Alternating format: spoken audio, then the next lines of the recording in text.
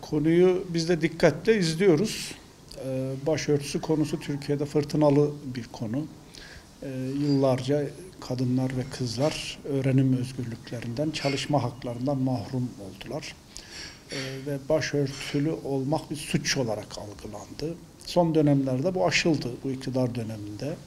Bunlar fiilen suç olmaktan çıkartıldı.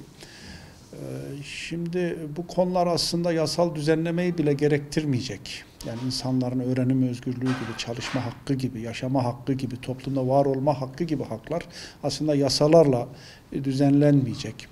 Referandumlarla düzenlenmeyecek. Yani insanlara nefes almayı, güneş ışığından faydalanmayı yasayla mı, referandumla mı sağlarız? Böyle bir şey olmaz. Aslında bu konuda öyle ama Türkiye pratiğinde, Türkiye uygulamasında bu bir sorun alanı. Yani var olan uygulamaların yasal ve anayasal dayanaklarının olması hakikaten değerli. Bu bir ihtiyaç. Bunun olması hepimizi mutlu eder.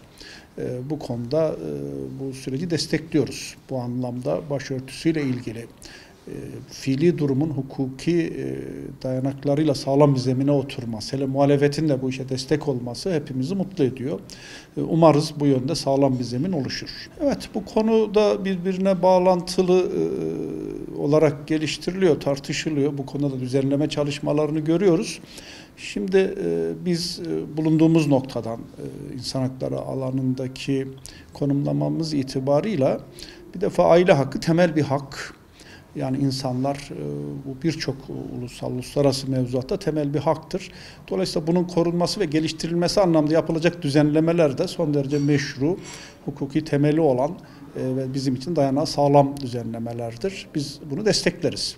Yani bu aile hakkı, aileyi güçlendirme, bir başkasının, birilerinin hayat hakkını veya başka sorunları doğuracak şekilde düzenlenmesinin olmayacağını umuyoruz. Ama aile kurma hakkının temel bir hak olduğunu görüyoruz, kabul ediyoruz ve destekliyoruz.